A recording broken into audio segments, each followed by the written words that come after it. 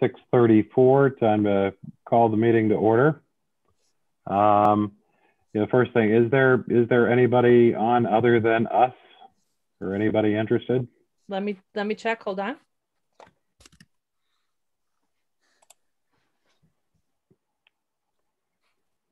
No. Okay.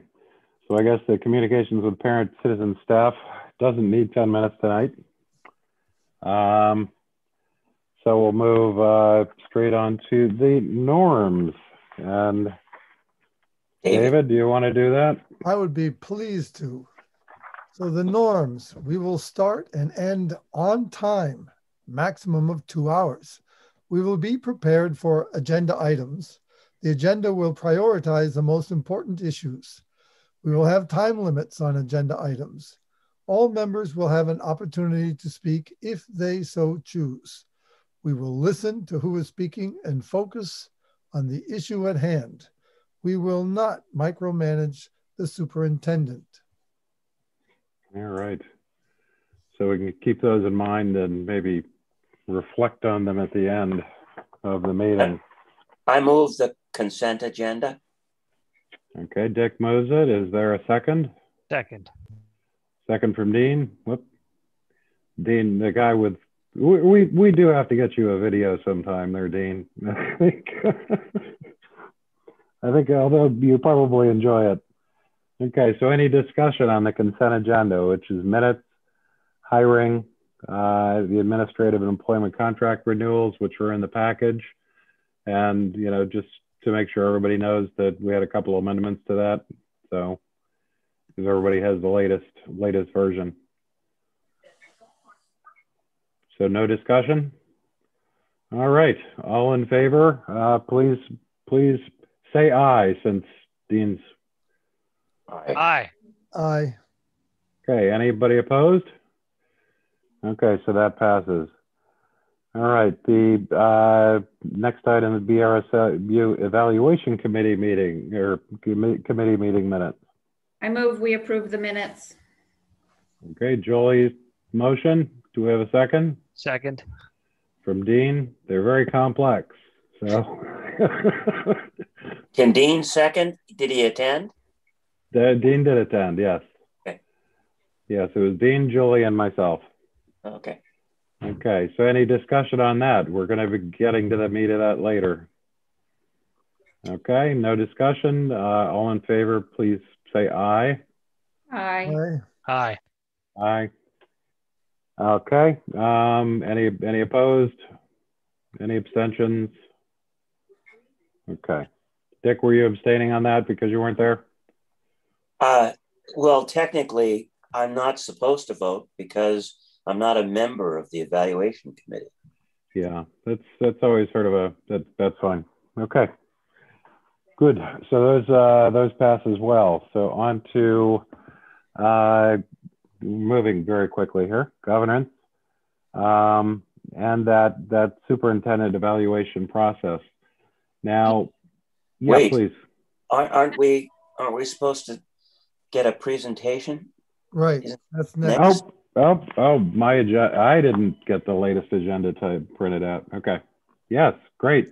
So let's do the presentation. Okay.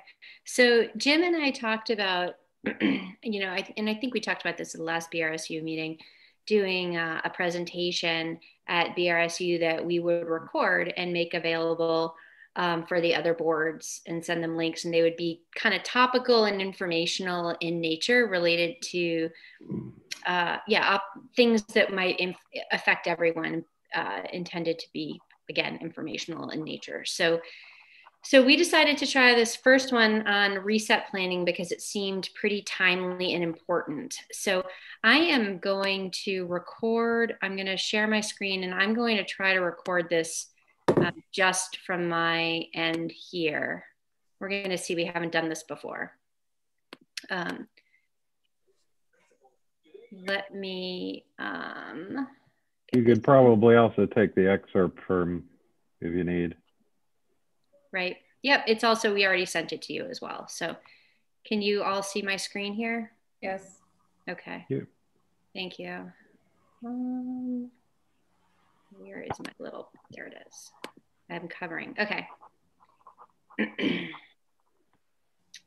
All right, so as you all know, we've been asked, we're required actually to come up with a recovery plan as we look ahead to next year. And the state's given us some pretty tight guidance around that process. As all of you know, we weren't fans of the term recovery because there were a lot of reasons. We felt like it was much more of a deficit mindset than we wanted to walk into next year with. And so the planning team, who I will, I'll identify those people again for you shortly, we came up with the term reset educational planning. So reset stands for relationships, equity, safety, engagement, and trust.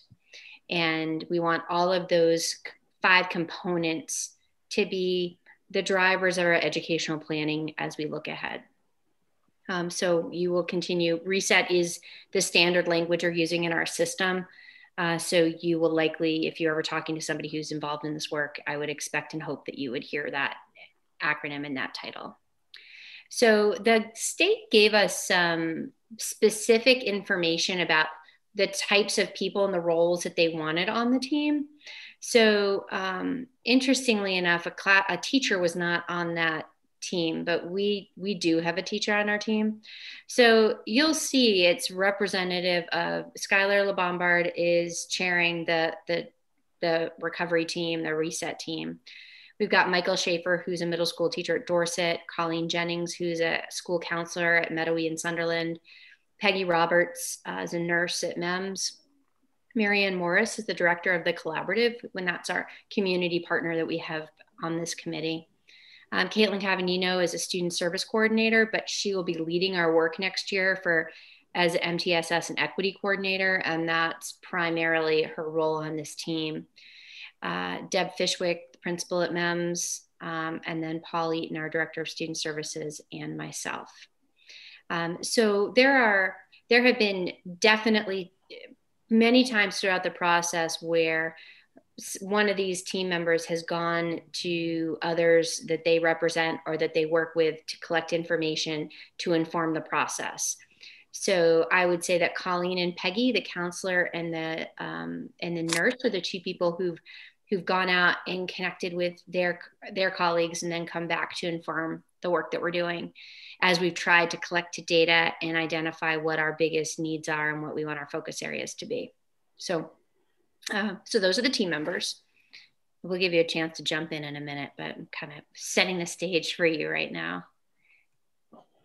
So you've seen this in my superintendent report, but the 3 primary focus areas: academic achievement, social, emotional, and well-being, and engagement and truancy. Those are the 3 areas that we were charged with exploring within our system. So, so the first thing that we had to do was conduct a needs assessment. Well, the first thing was identify our team. And then we had only a month to develop a needs assessment and submit that to the state. Ours was approved.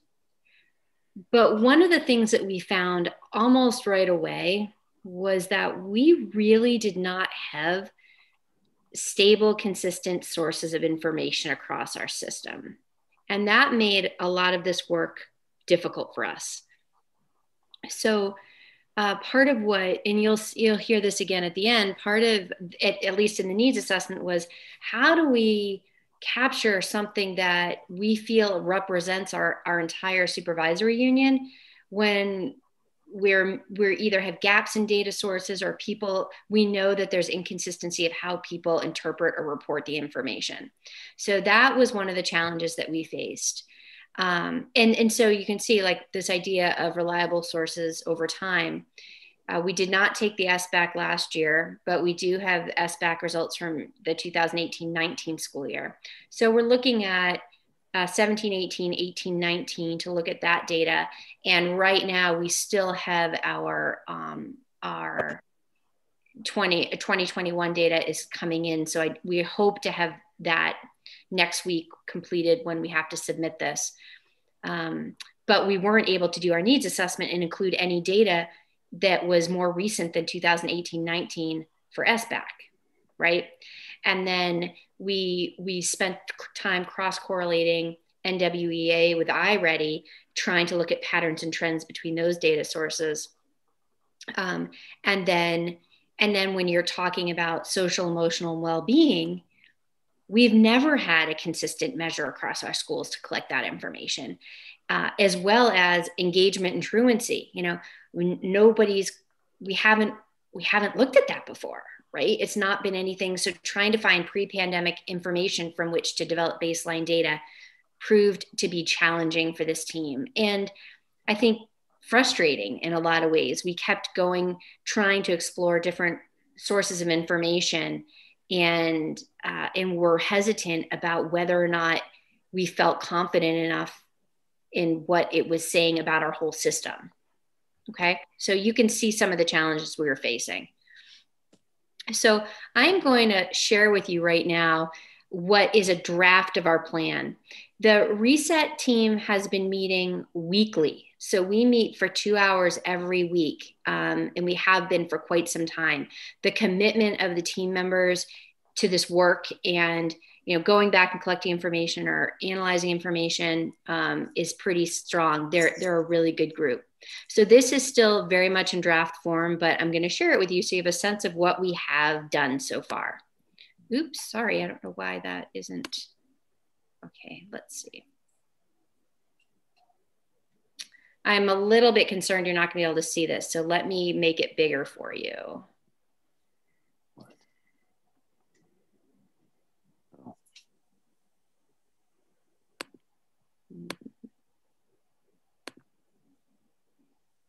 Okay, is this, I'll slide it so that you can see it, but is this and big enough for you to be able to see? I'm trying to close this thing out, but your pictures are over here. Okay. Is it big enough for you to at least see even if I'm sliding it? Okay, so this is the template that we are required to use. All right, so this is what we need to complete. And you can see that we've got the domain, the problem of practice. And so this needed to be something that was in a measurable format as a problem of practice that we pulled from the needs assessment. And then our goal was designed to be a SMART goal, which is tough when you're struggling to find consistent baseline data. The specific activities is what for me, am most concerned about. That's the stuff that matters to me. This is going to talk about what is it that we intend to focus on and look at next year. And then our implementation process. So this first domain is social emotional well-being. So as I said, we struggled to find data. The one that we found to be, we considered, given what we had, to be most reliable was that nurses, when students come to the nurse, there's like a reason identified. And what the nurses found in general was when we pulled the reasons, the explanations as to why students went to the nurse, we found that this year, students were 3 times more likely to go to the nurse for reasons that would be identified as like behavioral, emotional, or stress. So, so that was concerning. And we took time to like determine over the same period of time last year, what would that have been, the number of visits, so that we were comparing the same time frame each year. So it wasn't like we were comparing 3/4 of a year to a half a year or to a whole year. So when we look at the goal for next year that we've drafted, we're saying that by next June, the percentage of nurse visits related to behaviors, emotional, and stress will be reduced from 1.5% of the visits to the pre-pandemic rate of 0.5%, as measured by our SNAP data across the supervisory union. And SNAP is a software system online that we pay for nurses to input information and keep track of our student data, immunizations, visits, medical stuff. So every nurse uses that. So this is fairly narrow, right? It's a fairly narrow data source. But if you look at the activities, you'll see that the activities integrate much more than visits to a nurse. So we want to look at a survey, and we've been developing a survey. We're looking at a couple, but there's one that's a belonging survey that we want to look at, how students feel comfortable and safe and stable at school. And we want to deliver that, ask students to do that at the beginning of the year and the end of the year. We want to develop, implement, and refine data collection measures for counseling services. Right now, it doesn't appear that we have a pretty stable system of how our guidance counselors would collect information related to like student groups that they run, or how students are referred to the guidance, what reasons kids are referred to a guidance counselor. So we'd like to be able to have more consistent information around that so that we can identify whether there's patterns and trends. Is something unique to one school, or is there something that rises that is kind of a pervasive need across all of our schools, or an area that we want to attend to on a more global level? We also want to make sure that we've got inter-rater reliability for data input. So SNAP is what I just talked to you about for nurse visits, so that we know that nurses have a consistent way in which they're identifying students as behavior, stressed, emotional. And also for SWIS data. And SWIS is our system that most of our schools use. All BRSUs, all TNG schools. Meadowy isn't using it yet, but they're talking about using it. It's a system in which you would input data and it generates graphs and information and more quantifiable data on student behavior. So who has an office discipline referral? We can look at gender, we can look at time of the day, we can look at days of the week, we can look at the referral source, we can look at the referral reason. So we've got a lot of information, but what we found when we were trying to collect information for our needs assessment was that there's way variable usage. So because of the fact that there's variability both between schools and within our schools, it was a very unreliable data source for us to be looking at system level data. So we want to do some inter-rater reliability there so that the data becomes more stable. There's going to be a social emotional learning platform that's being developed by the AOE. We said we consider using that. We haven't seen it yet. Again, more calibration with our PBIS practices, commitment to revisiting trauma-informed practices, which we have spent time with, but we really want to make sure that our schools are trauma-informed as we re-enter the year next year. Okay, so those activities, as I just described them, are what matter to me, because that's the work that we are doing to really try to meet the social emotional well-being needs of our students.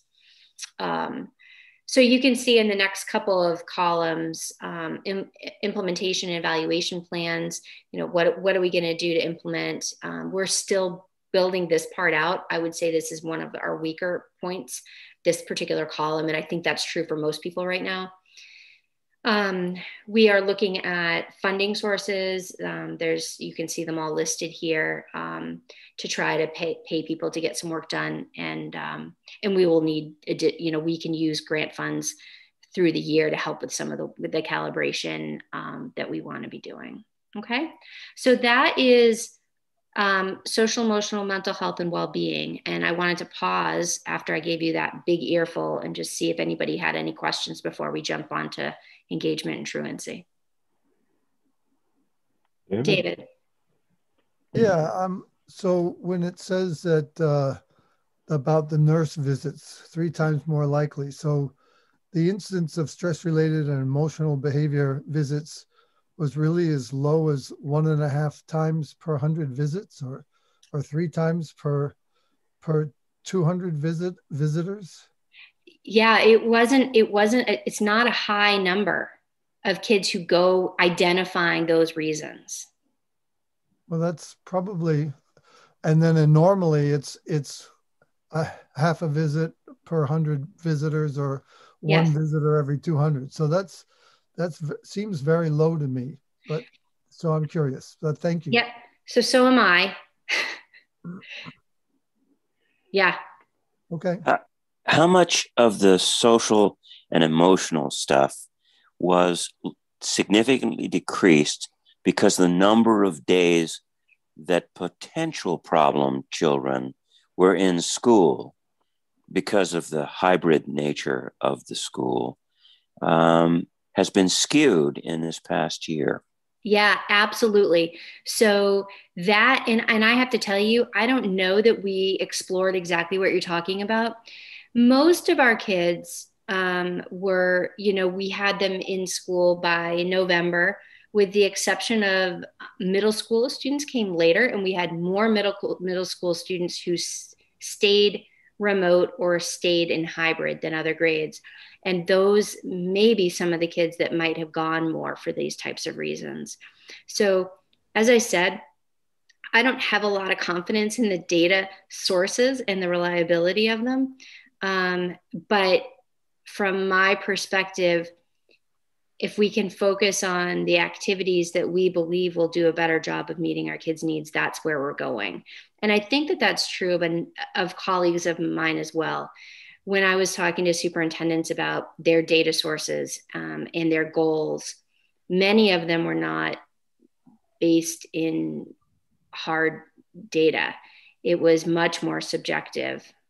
Things will improve or this will decrease without having the data, but we were pretty committed to following the SMART, using a SMART goal. It's just questionable, I think, in many ways. Julie? So I guess this is also just nurse visits, right? So kids that maybe were sort of more predetermined to be seeking help with their behavior or emotional state would probably have other outlets. Like I know Meadowy has a clinician that comes in that sees children regularly, and there's guidance counselors, and those people have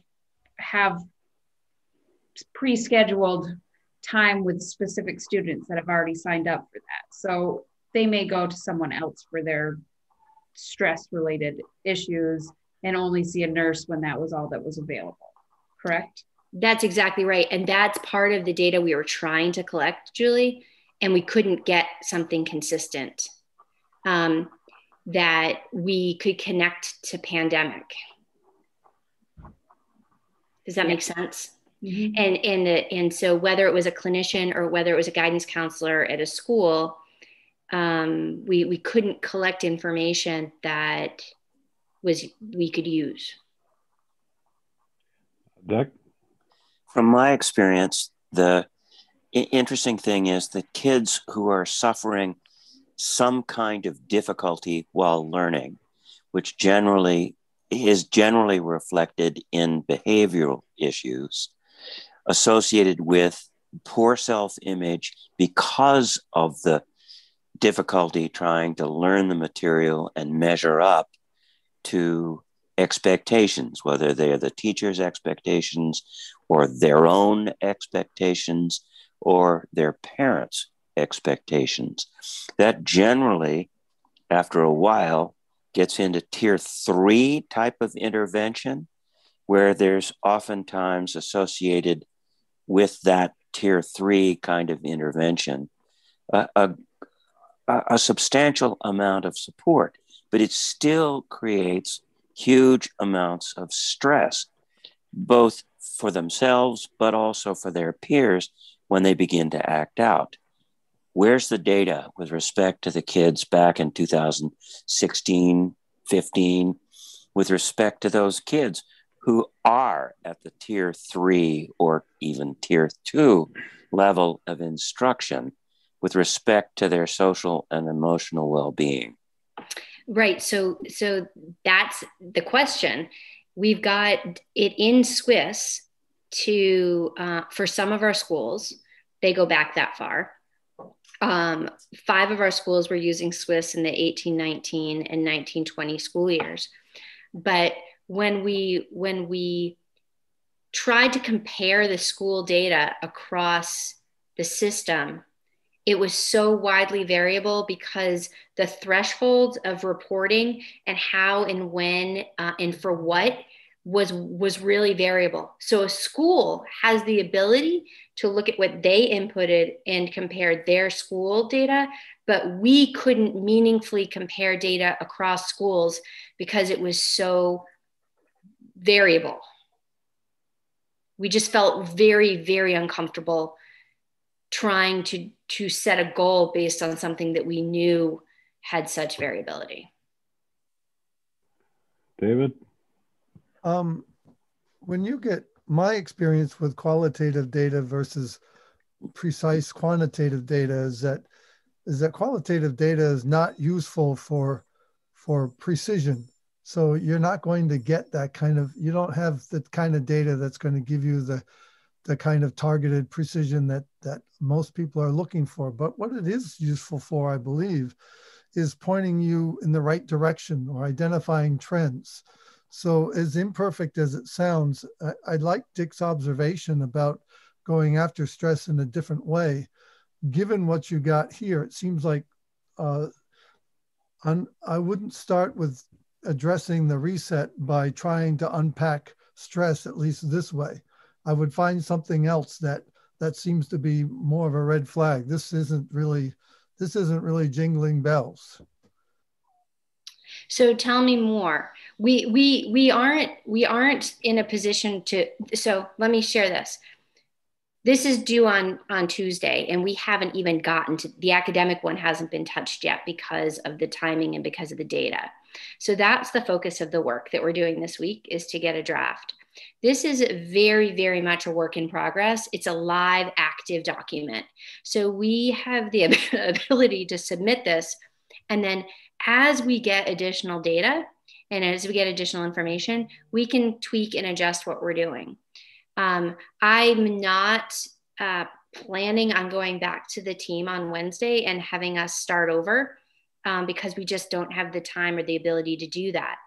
What I expect will be part of what happens in our schools is that the schools are really looking at their own community and culture and their own specific needs. You'll see when, like on the very last slide, one of the comments that I make, and I think for me, it's the most overarching of all the work, is that at the end of the day, I want to make sure that our schools are places in which students walk in and we have established sets of supports and services for them that are clearly communicated and well developed through all tiers, as Dick talked about. We have strong tier 1 programming, and then we have support systems in place for different needs of students, and that we're executing that. Because that's what matters to me more than a number, is the feeling that our kids feel when they come in, and for us to have those systems of support in place. And so I bottom line that with Reset a number of times recently. So I was going to say it at the end. I'm saying it to you now. So we know our kids, we know that some of our kids are doing great and a lot of our kids are struggling right now. So we want to attend to it when they come in. So I understand the position you're in as far as time frame, but I just want to zoom out for a second and look at this from like a 3,000 foot view. If you decide later on to make changes, are you, because I'm kind of in agreement with David and to some extent Dick, that I feel like the problem of practice is not a problem. Like this is, to me, this looks like much ado about nothing. But if it's a means to an end, right? If we can use the problem of practice that you've outlined here as a impetus to go forward with some of these changes that you want to do, and you think that you're going to be able to get qualitative benefit from doing this, then I think that that's a good idea. But if the be all end all is to go from 1.5 kids per 100 reporting emotional distress to half a kid in 100, then I just feel like that's not a worthwhile goal if that's the be all end all. If you know what I'm saying? Yeah, no, I 100% hear what you're saying.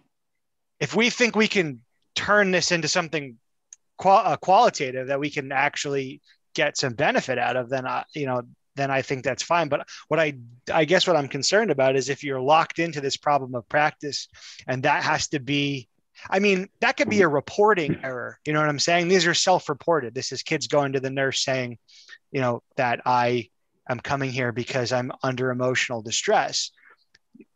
Like that could, the margin of error on that is probably greater than the entire percentage that we're looking at. Yeah, I hear what you're saying. Yeah, I mean, I hear it. And what if, and again, I'm sorry, I don't mean to rant here, but what if we're actually looking at it the wrong way? What if kids are going to the nurse saying, I'm stressed out because they suddenly feel like they can, like that's acceptable for them to go and say, I'm under emotional distress. I just needed to get out of the classroom for a second. Whereas last year when there was no, or the year before where there was no pandemic on, they might not have felt comfortable doing that. And so what you might be seeing is an increase in reporting, which might be a good thing. Might be a good thing that kids are going to the nurse and saying, hey, I'm stressed out. I need some help, Right. As opposed to keeping it inside. Yeah, no, we said exactly the same thing. We said, if we have systems in place in which students know where they can get support in a healthy, adaptive way versus an unhealthy, maladaptive way, we want them doing that. So we may see kids who are increasing the access to services and supports, and that's actually a very positive thing. Yeah, I mean, this. It definitely has, it needs a lot of work. It's a work in progress, Dean. So we will be adjusting this and tweaking it, and maybe even making radically different changes to it once we have information that we can use that we feel more confident in. It just, it really is tough when we don't have the information. See, because what you just laid out is kind of, I guess you kind of got to the heart of it, which is that, let's say you put all these programs in place and then suddenly you get a flood of kids that come forward and like, you know what, I really needed this. I needed this counseling, or I needed an outlet to talk to somebody about this. Now, suddenly you've got 3, 4, or 5 times as many kids coming forward saying, I'm emotionally distressed. Well, that's great, but also it doesn't meet our goal. It's actually the opposite of what we set for our goal. So now suddenly is our success actually a failure in terms of what we self-reported? So that's all I'm sure you've already gotten to that point, but that's just what I'm seeing looking at it. Yeah. And I think that so I think that to me is part of the iterative nature of what we are going to be doing as we work on this over the course of the year. Because for me, the counterbalance of increases of students accessing the supports we have in place will be a decrease in office discipline referrals, in which we are seeing students who are demonstrating maladaptive responses to their stress. So as we start calibrating, as we start collecting more consistent information, and as we are doing kind of more effective analysis, I think that all of that story will start to be told, which is what I want. I want us to be able to have more accurate information that really does help us know what's going on with our students, and for us to be able to see the growth and see the impact of the work that's happening. I have one other observation, and that is that next year, because kids will now be arriving at school as they did 2 years ago and leaving school as they did 2 years ago, in a time frame which is considerably longer and considerably post-kindergarten style of academic expected behavior, there will be a lot of kids who may find the loss of flexibility and freedom somewhat stressful. Right. Yeah, we're expecting kids to struggle with the time of the day, the length of the day, the routine and structure. And so our schools are talking about, as they're planning for next year, what do our days need to look like for our students to have most success early on? Randy, a couple questions. One, sure. From other superintendents or from the AOE, was there any sort of a, guidance or good thoughts on alternate measurements to, we're using this measurement because it's what we had, which is a little awkward. And I'm wondering, one, whether, other folks, anybody did have good ideas of what the, what other measurements there are, and just kind of as a follow-on, it seems like you're saying Swiss, if it were better data, that probably would have been a better way to go. But, I'm wondering whether in goal and strategy, instead of saying, okay, here's what we could measure, and so let's make that better, one of our goals or strategies should be to actually, find a way to, you're talking about increasing the reliability of Swiss and other things. Should one of our goals be to come up with a measurement that provides us with somewhat better quantitative data? Mm-hmm. Yeah, nope, that's a good question for sure. And, that's part of what's under the activities, but you're right, when we could add a goal specifically around that process. So going back to your original question, as I said, the superintendents I talked to had much more ambiguous goals. So, there'll be a decrease of this or an increase of this, but there's nothing that would help whether you achieve that goal, because it's not based on a concrete baseline, or it's not established as a specific outcome. So it would be, an example might be that there'll be, fewer office discipline referrals for students exhibiting physical aggression, but you don't know what the baseline was of that, or you don't actually know what would be the measurable number. So there weren't, I don't know the data sources. People couldn't give those to me. What we have done, just let me finish this because I think this is important. What we have done is we've consulted and partnered with the Agency of Ed. We've reached out to them. They've offered technical assistance, and we have reached out and consulted with them in every area, and they have been very supportive, and the recommendations they have were things that we were already had on our radar, or they confirmed that the direction we were going was a reasonable and appropriate direction to go. So we're taking advantage of that consultation from the AOE, and we haven't gotten a lot of specific guidance on it at this point.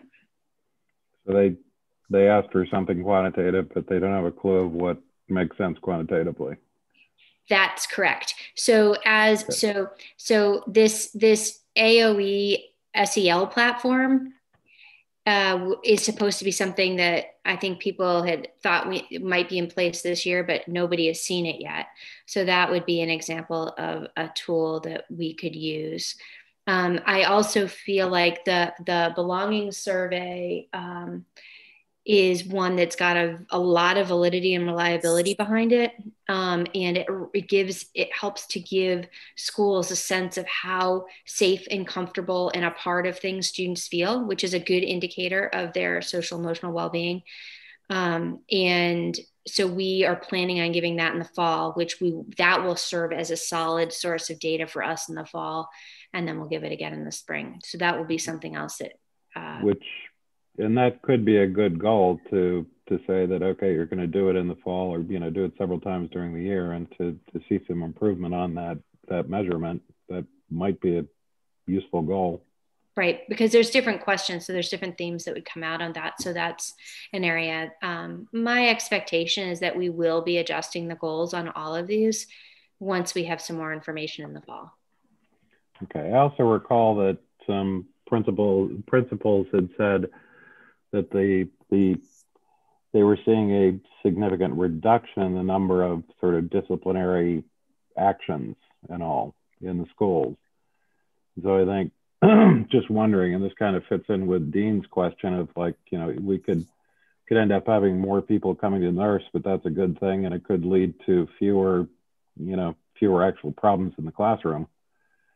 So, it might make some sense to try to capture that measurement in as well, that, okay, but we're trying to reduce the number of, nurse trip or nurse, interactions that lead with stress, but also, we're going to pay attention to what's our trend in terms of disciplinary actions required.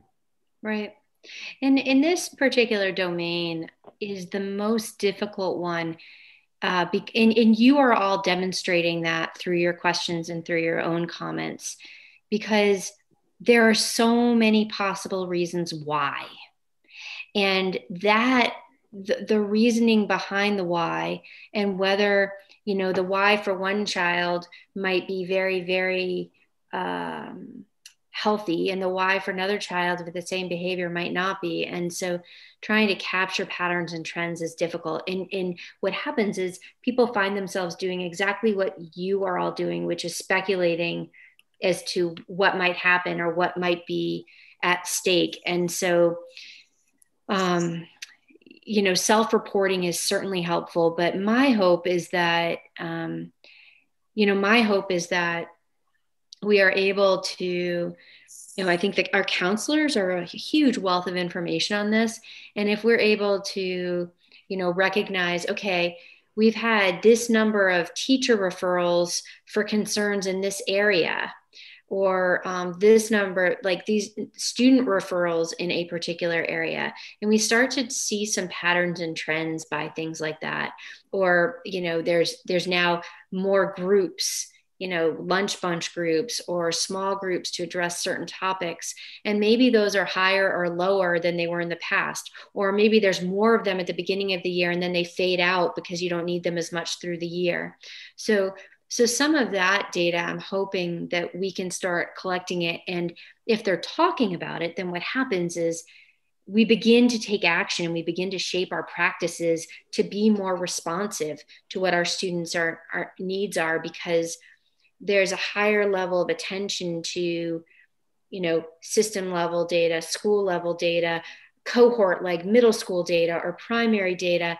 And when they're able to talk the same language and problem solve and speculate and hypothesize, then we start to be a more responsive system and a more proactive system than I think we are right now. So from my perspective, all of this work is going to lead to us having a much better understanding of what's happening in our system. We're just, I'm in no way pretending like we're off to a great start here and you're all hearing that.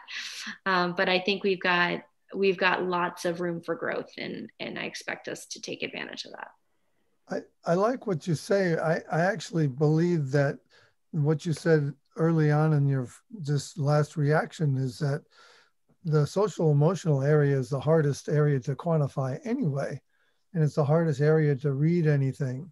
So I think if you start with the academics and the engagement truancy and you address the needs of so that would be the area where the data is going to be much clearer, I think, is how people come back and do they engage. It's really not, it's not against across the boards, it's really against themselves.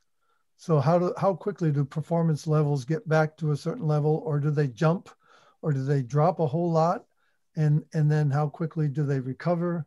It seems to me that that's one thing. And then the other thing would be, and you'll see that in academics and engagement and truancy, and that'll be relatively easy. And then the other area would be, rather than the stress level of students, I think the teachers are the ones that absorb the highest stress level of anyone, because they're so concerned about infecting themselves and their family, and at the same time trying to teach 2 or 3 different teaching styles at the same time, online, face-to-face. And so if they calm down and they start to send a positive message that's consistently stable, that will really lend power to your overall environment. So it seems to me those would be your main areas of addressing in the beginning. That's where I think the qualitative stuff is helpful. I totally agree. And I think, I think your question is a really interesting one. Many people right now would argue that if kids don't feel comfortable and safe and cared for and respected, that they are less likely to be engaged in the work, or they are less likely to work hard to perform academically. And that this area is actually the one that we should be prioritizing, even though it's the most difficult one for us to measure and to certainly take one approach, right? We know that each of us as individuals, it takes something different for us to feel comfortable and to feel respected and to feel safe and to feel valued. And it's all about, so much of it is about relationships. So it's like the chicken and the egg, you know, and the chicken and the egg. And all right. So do you want to move on to the next one? I think we better. I know, I'm looking at the time. So this is a little bit more concrete, and essentially, this particular domain is intended to look at mostly truancy and attendance, because nationally this has become an increasingly visible issue in our schools, right? And we know that there are many, many students across the country who've completely disengaged from learning. So we found we don't actually have a ton of kids. We don't have a lot of kids who've missed 30 or more days of school. But what we do have is a significant increase in what that number has been. It's typically very, very small, but we have a lot of kids who we know attendance wise, you know, we're looking at 0.9% to just about 5% of students. And that is only measuring the documented absences. If you were to ask our teachers, they would tell you that from their perspective, meant there's a much higher level of disengagement that, again, we couldn't accurately measure. Disengagement can look very different. I pushed back a little bit on disengagement because I think that this year, students who are not engaged, it looked very different to teachers, right? They weren't completing assignments, or they weren't showing up at classes, or they could see it in a way that was more black and white. I happen to think that we've had disengaged learners in our classrooms in traditional models of instruction for many years. It looks different. It's kids kind of sitting in the back and not participating, not independently doing their work, or acting in a way that gets them asked to leave the classroom, or going to the bathroom regularly, or, right, there's a lot of disengaged that were just sort of the norm of schools that have been present. So again, we don't have a clear measure other than we're starting with this idea of the kids that were most chronically absent. But recognizing that from my perspective, we've been talking about engagement for a long time and increasing student engagement, because in you know, student agency, there's that word for you, student agency and involvement in their education, kids who really care, right? They're motivated to be a part of things. So that's the areas of focus that we're looking at. So you'll see we've got some practices here about what does engagement mean, and are we consistent in what that means and how we're using it? Because sometimes we found that there's very different perspectives on what that is and what it means. The student engagement survey that we're working on exploring moving forward as well. We talked about crosswalking, like self-direction measures and chronically absent students. So trying to look at some of our transferable skills and where there might be some commonalities in student profile, which leads us to this next idea of profiles of, you know, chronically absent student. We want to know who our kids are, and we want to understand why some kids are struggling so much to engage in our programming. And we hired a student engagement interventionist, and we want that particular person to be very involved with EST meetings. This is EST, but PBIS meetings, somebody who's really, really supporting those kids and their families. So we're going to continue to monitor attendance, define engagement, put some systems and rubrics in place. and dive deeper into this area because it's still pretty shallow. Again, we didn't have a lot to go with because never before have we been in a position in which people are really looking at student engagement.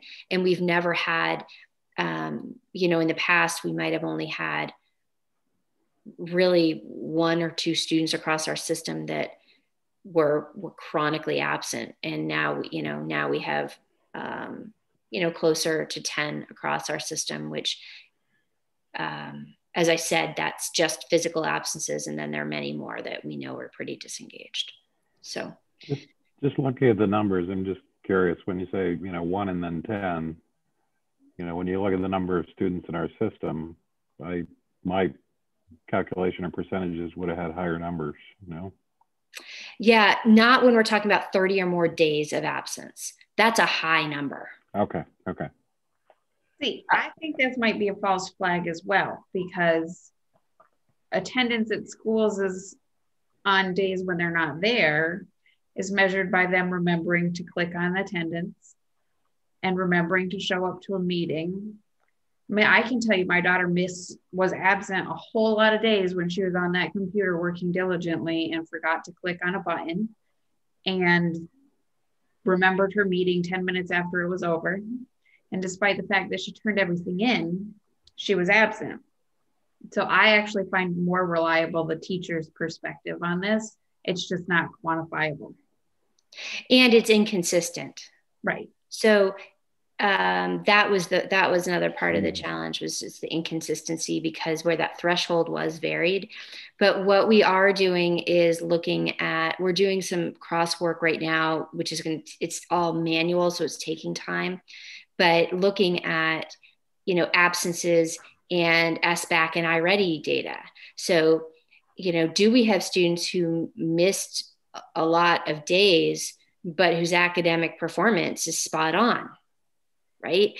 And also looking at, and we're also looking, this is academic, but we're starting to look at performance of distance learners compared to our in-school students around performance, and, you know, how that breaks out as far as student performance on academic data.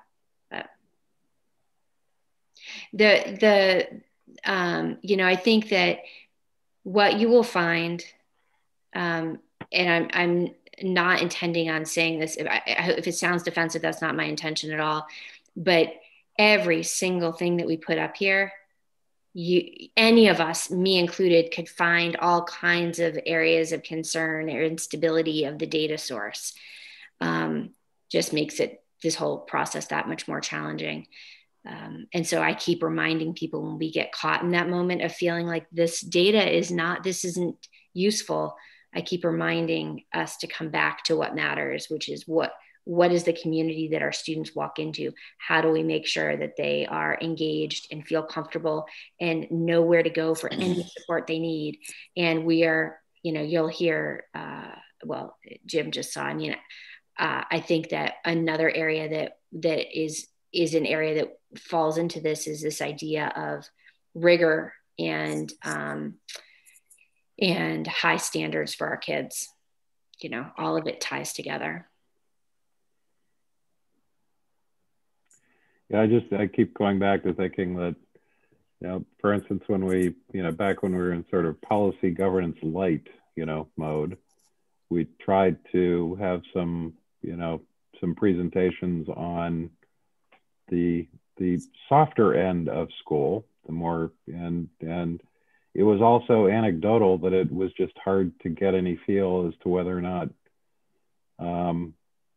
you know, I think we all struggled with, you know, as a board member, I certainly didn't have any great ideas to provide as to, you know, how to actually, you know, be able to measure some of these things. But this situation has just highlighted the fact that, you know, it would be really helpful if we could come up with some better measurement schemes for, you know, something other than just, you know, grades and tests, you know, but it's hard, but and I think in this particular area, when we're back in school, we'll have, you know, if we can get some of this the definition of engagement, and we can create a rubric, that allows people to be looking at this idea of engagement from a similar lens, then it allows us to start creating some data or to incorporate it into, tier 1 programming in a way that helps us to talk apples to apples in a way that we haven't been able to before. Yeah.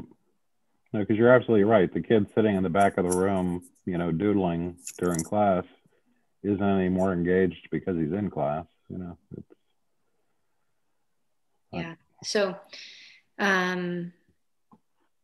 we'll see. And I think this also speaks to, this also speaks to the question about, I can't remember. I was just, Dick, you had said something earlier that I was just thinking that this linked to, and then now I just lost the thought. When I look at the overall broad scale objective of our system, which is to individualize the educational progress of every single child and to maximize that progress, whether it's academic, social, emotional, however, that becomes very oriented towards the perception of the teacher as they see the growth, which is never quantifiably uniform in every, or in fact, any of all of the academic and or emotional stuff that kids are doing. But it's on balance that you want the kids to progress at a reasonable rate from the perspective of the kid, the parents, and also in particular, a level of growth, both academic and social, that would be expected of those students as they move through our school system. That's hard to quantify, but it does seem to me that in all of this, the teacher evaluation is fairly critical.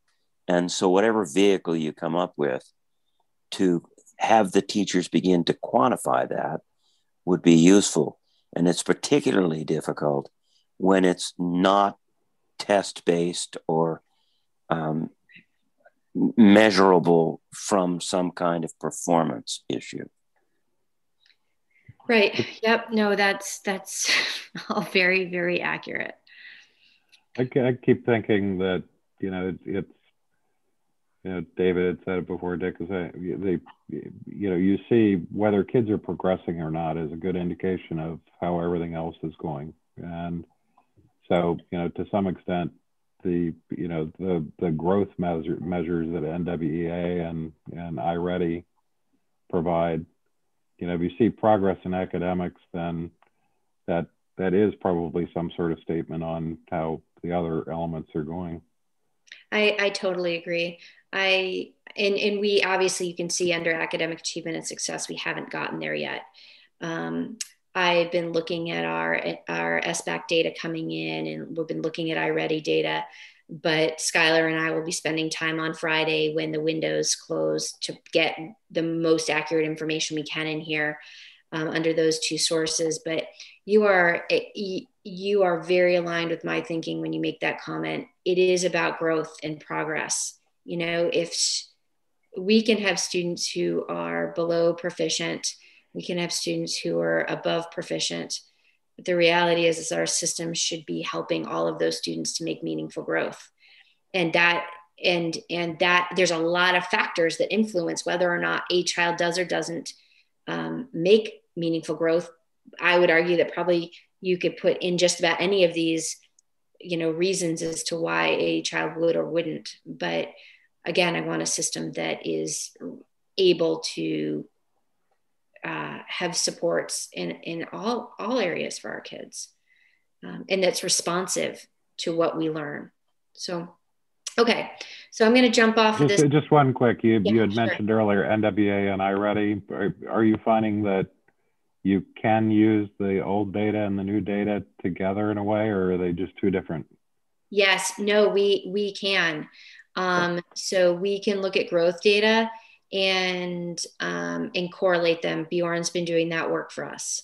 So you will see that information once we have it all completed. And because I know that the academic side of things is an area that that you want information about, and I'm eager to give you information. I'm particularly interested in how this year compares to other years, because we as a system, I'm just, probably for the same reasons you are, interested in where we are. It just we haven't had enough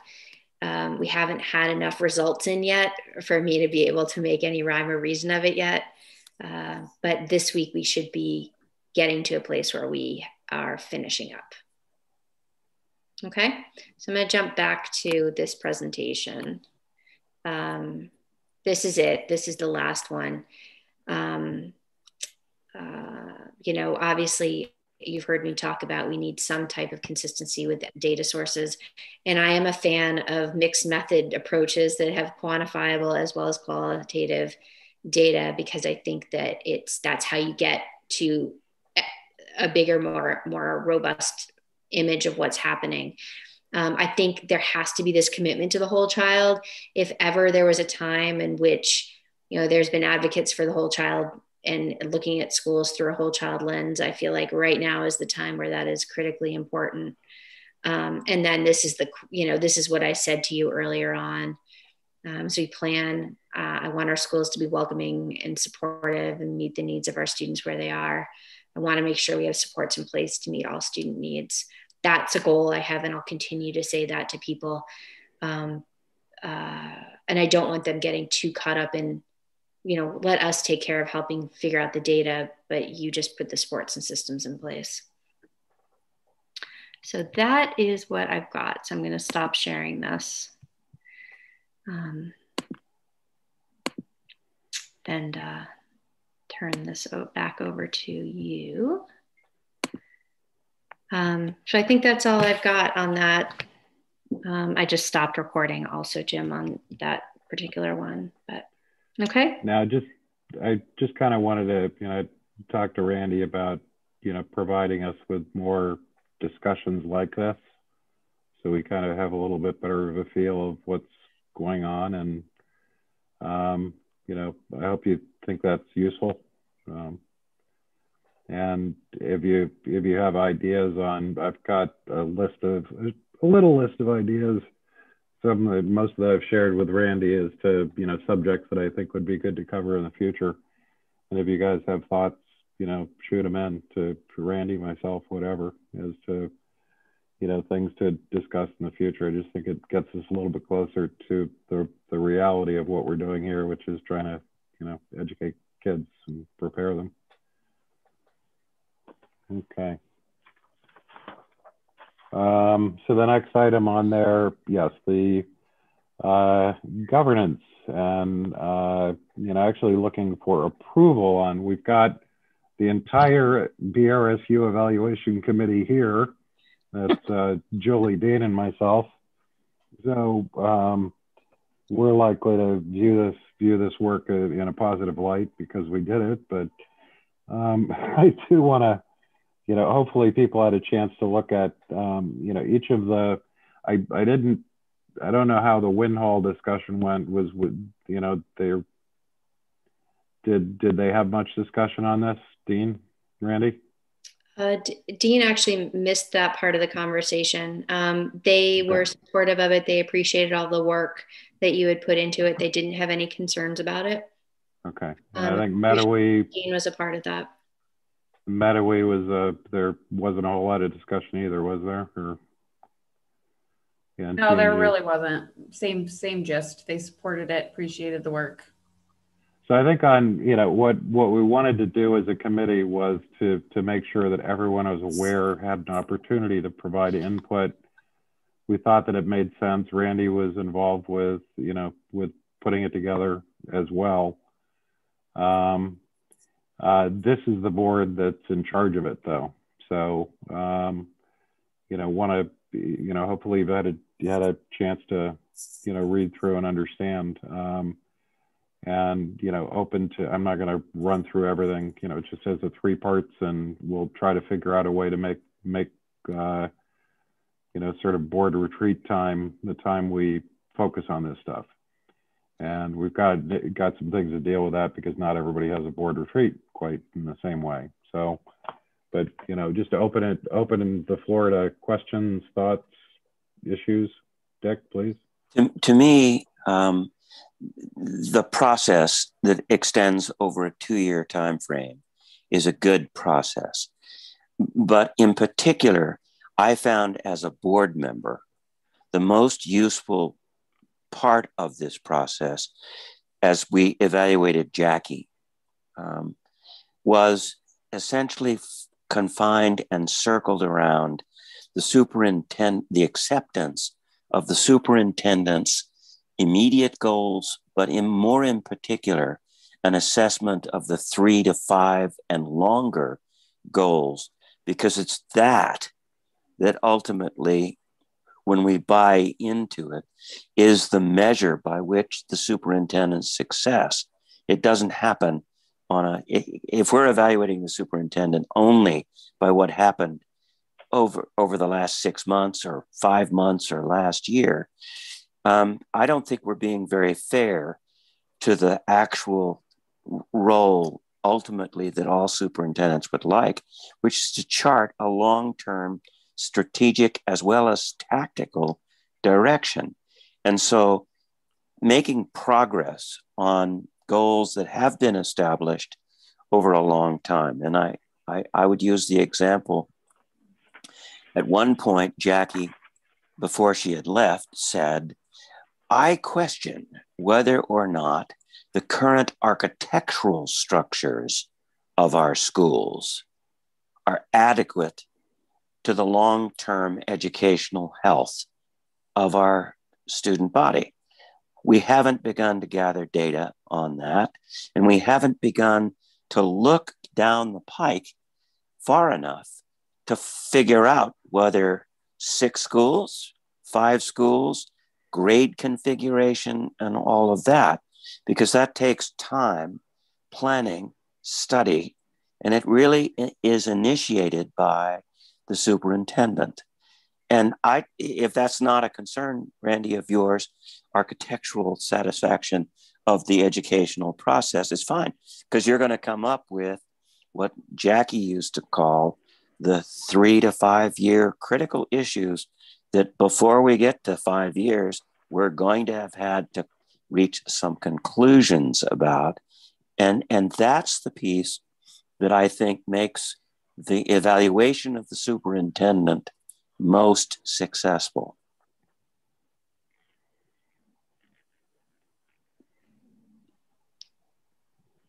I think that's a good point. I mean, the goals, the superintendent, this is intended to give the superintendent a fair amount of latitude as to, how to set those goals, and, where it says essentially short list of goals to strive for in the next few years to help us achieve the longer term goals.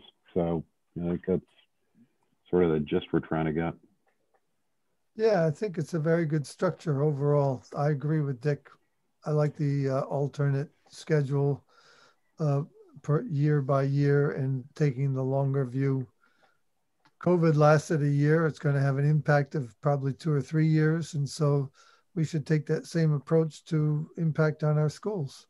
It's going to take several years before whatever strategic plan Randy is able to implement, muster up, get organized, begin to implement, and then see results. These are not quick processes. Also, I would like to suggest that among the goals are both institutional goals within the framework of the system, but I'm particularly concerned in the emotional well-being of the superintendent herself throughout this particular process. And I think it's important that the superintendent feel very confident in an evaluation process, having a dialogue about where, in this particular case, because she is a she, where she'd like to be and how she's feeling. Yep. I think that's really important to share and make the boards all aware of just how that is, because if Randy, you're having emotional doubts with respect to the job, and you're finding it difficult to come in on a consistent basis, or you're getting exhausted. We should know that and help you to reason through what needs to happen in order for you to do not the day-to-day job, that's relatively straightforward, but rather that long-term job. Yeah, no, thank you for that. I really very much appreciate that, Dick. Thank you. And I will say just, having come off, having the survey disseminated to our staff and getting the results 2 weeks ago, and I've spent a lot of time with the comments and looking at themes and reading and rereading, and then writing up my reflection, which I just sent to Jim today. I will say that for me, this isn't my evaluation process, but I just want to confirm, I guess, for you that it was an incredibly powerful experience for me to reflect on what my assessment of the situation was, and to read through comments and to be pulling out themes of what people's experiences are and what their recommendations are, what their concerns are, in determining how that dovetails with my own assessment. And it was actually a pretty validating process for me. It's helping me to do exactly what you're talking about. Like it starts to help you to say, for me as a leader, to say, wow, this is really aligned with what I was thinking we need to be focusing on or attending to. These are very valid concerns, or I love the way this person articulated this because that's what I think people were saying. And it starts to take shape. And this is not an easy job, and this has not been an easy year. Hello? All of you know that. And I'll say I'm tired. I'm tired. And to know that, I would expect to be tired right now with 3 weeks left of the school year at the end of a year that we've had, when I haven't really had any meaningful time away from the work. But I think that's to be expected. Knowing that I could come to you as a board and say, I need you to know I'm spent right now. It's been a long and hard, and I'm exhausted.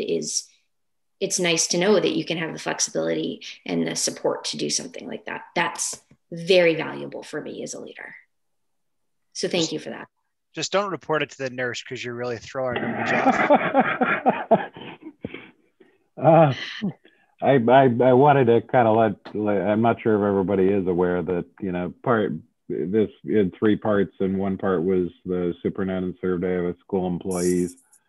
And, that came about, and that was, there were discussions with Randy on that. And so, yes, she has completed, she sent out and has received those responses. So, that in the first year we were doing, the plan was for the board to look at, Randy and I are talking about that now, but, what form and all, and the evaluation committee is, knows what the survey had in it, and that the responses were back, and also we're getting into that. But that the results of that survey will be in some way, shape, or form shared with the full board, and then the other boards, in at evaluation time, which is like August-ish, along with the goal setting, happening at that point. So that element of it, the survey, Randy, did a good process, came up with, very good questions, not a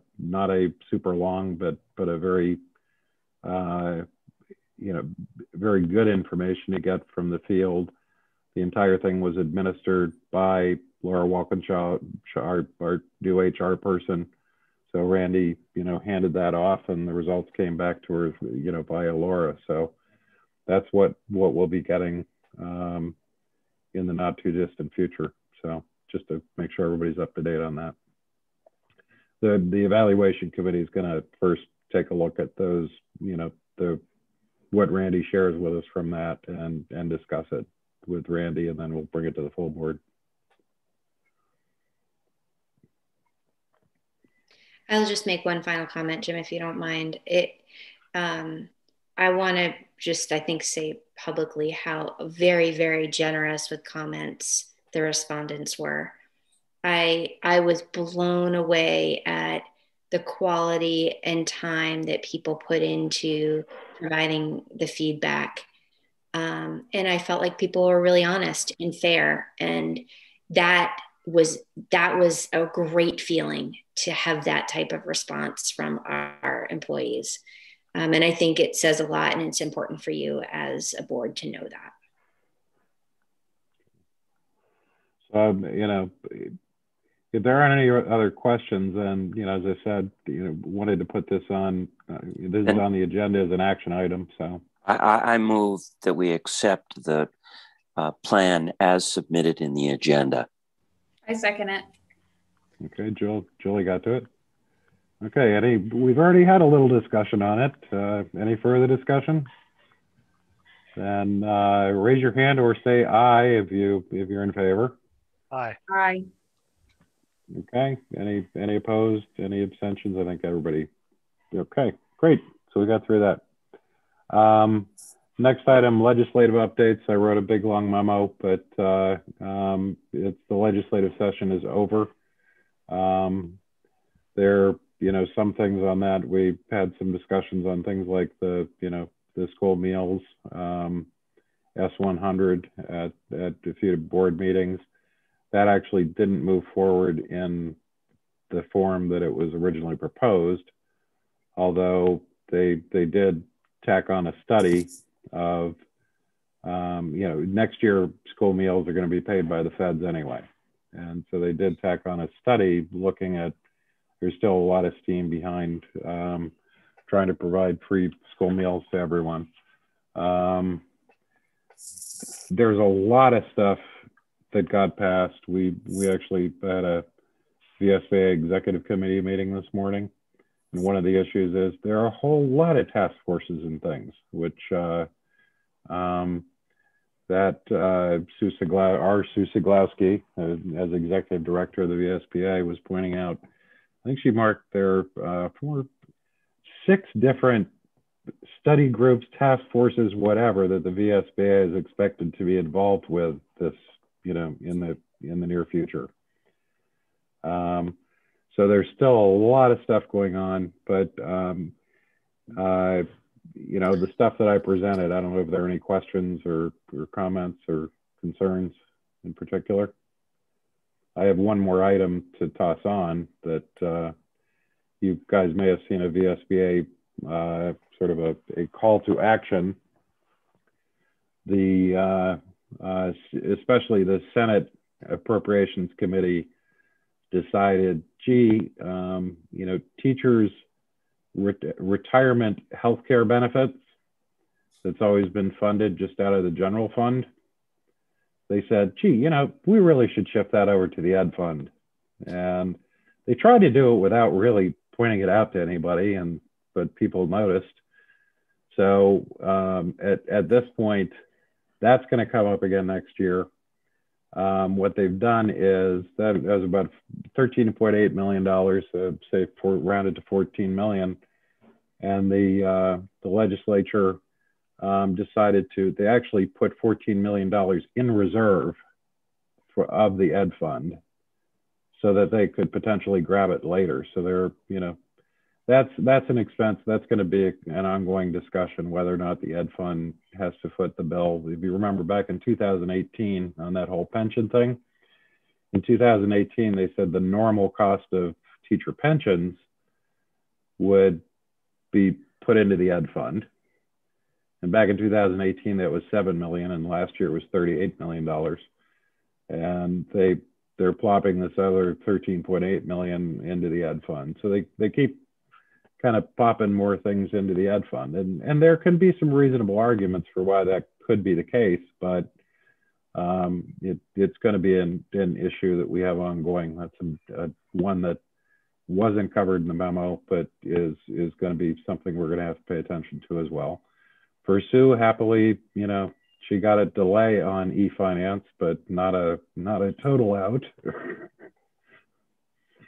But so I don't want to go into it in any more detail than anybody wants. So if everybody's happy, they're updated enough, then we can move on.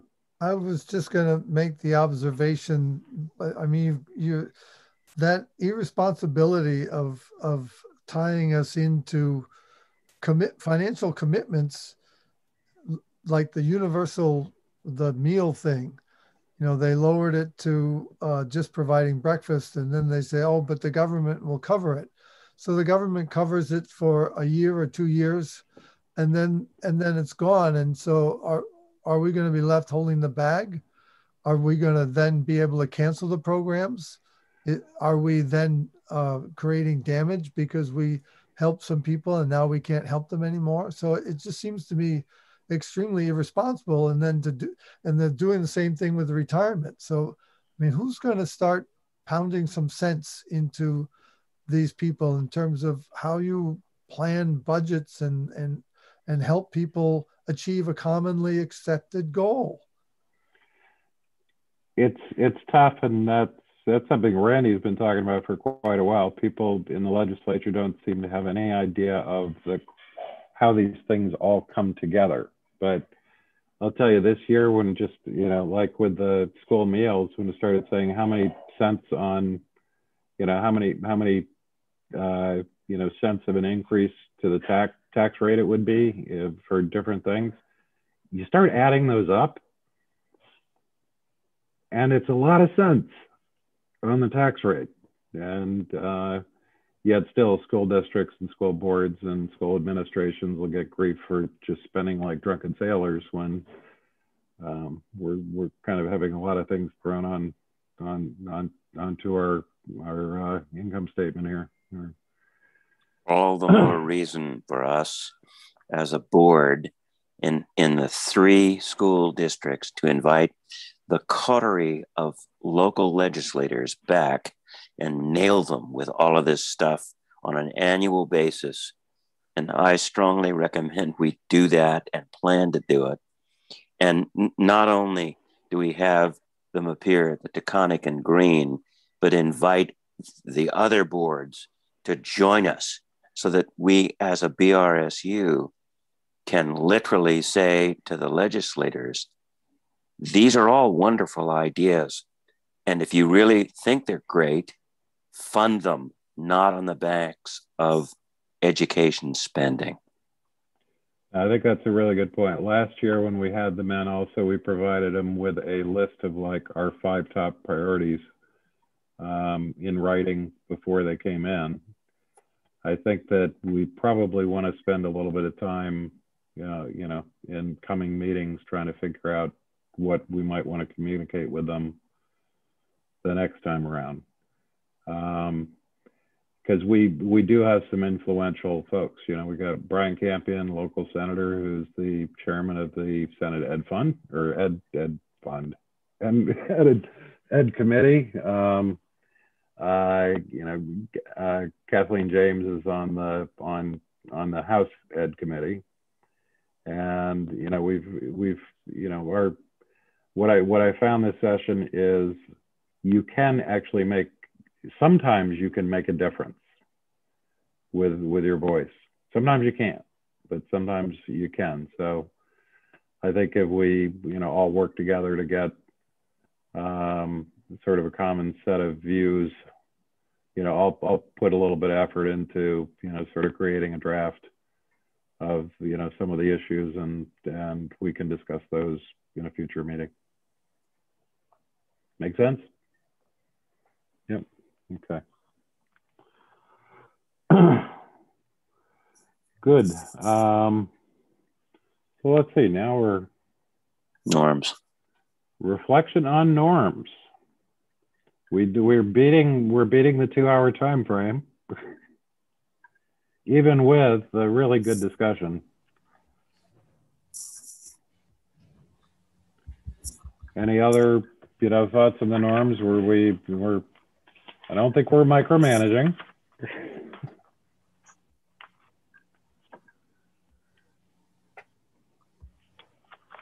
No input? Okay. Was it a useful meeting? I believe so. Okay, good. So we still don't have any guests here? None. Okay.